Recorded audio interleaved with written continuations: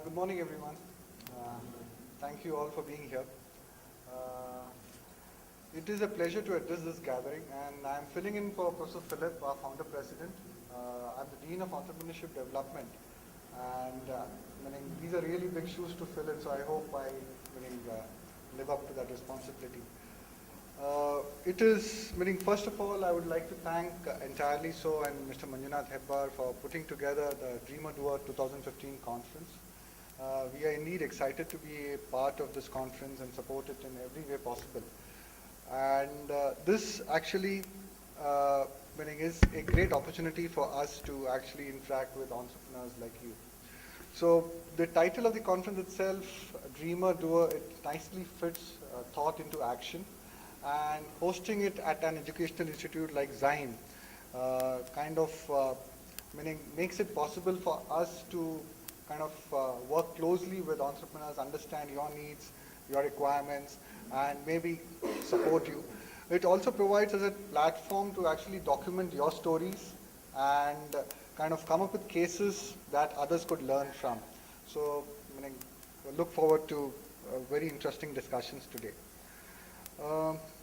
Xavier Institute of Management and Entrepreneurship was established in 1991 by a group of academicians led by Professor Philip, who is the former director of IIM Bangalore.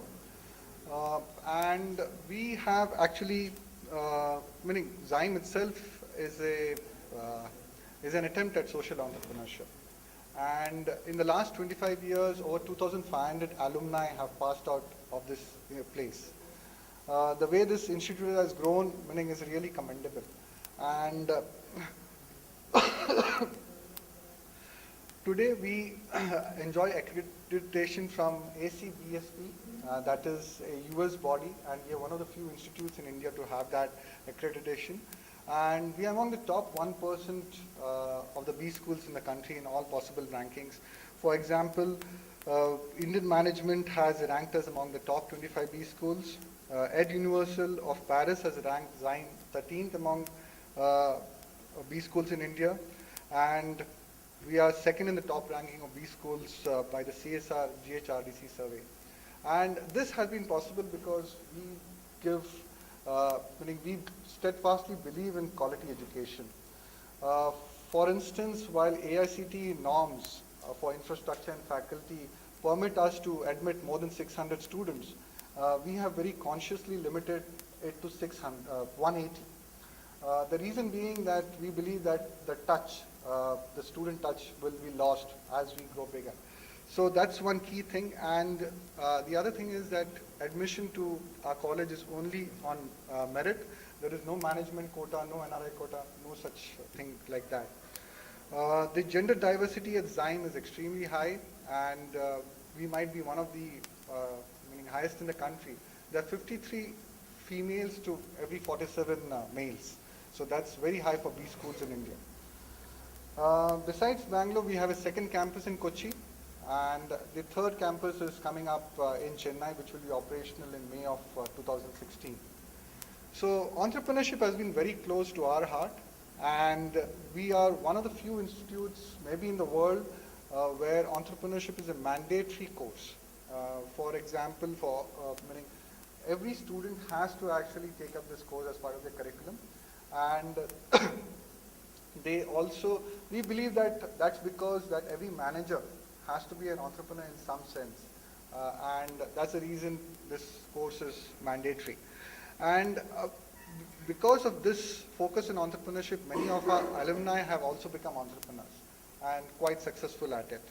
Our student club, Empresario, is very active, and some of our students have taken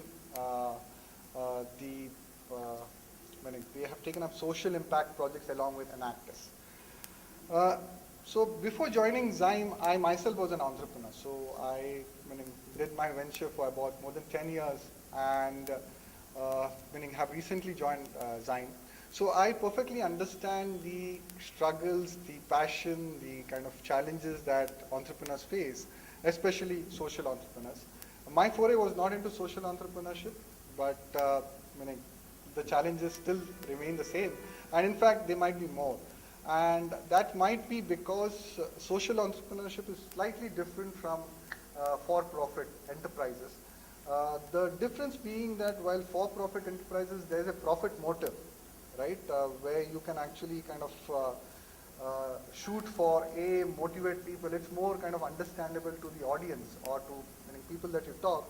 The social motive is something that's more difficult to express, put across, communicate, motivate people on the social side.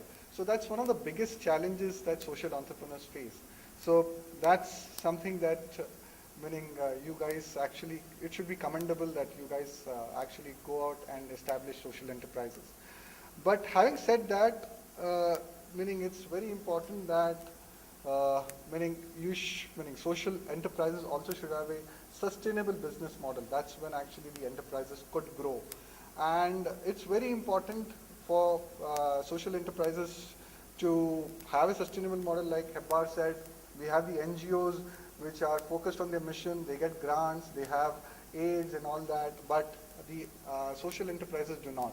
And many of the well-known social enterprises, whether it's Amul or Arvind Eye Hospital or Grameen Bank, they have developed very good business models, and that's the first challenge that social entrepreneurs would face.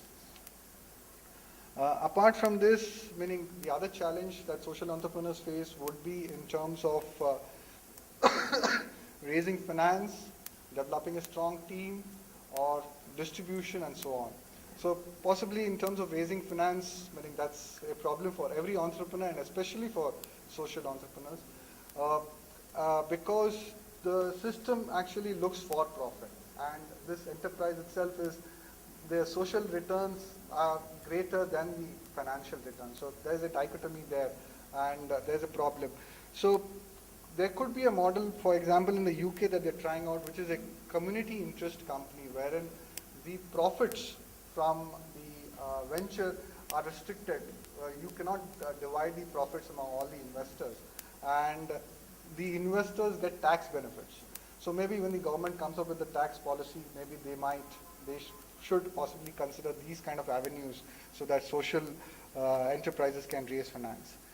The other challenge is developing a strong HR team, and so that challenge is, it's kind of strange because you are looking at impacting society and you're not able to find people, right? But maybe by actually giving jobs to the beneficiaries themselves or those who have some congruence of visions and value, maybe you can overcome that.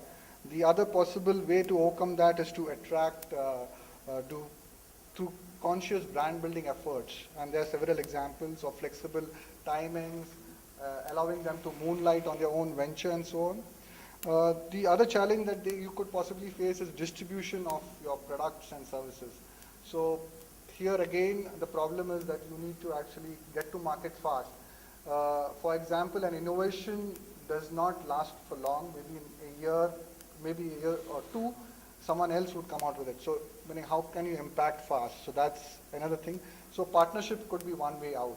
For example, the Project Impact partnered with Arvind Eye Foundation to get low-cost solutions for blindness to the market.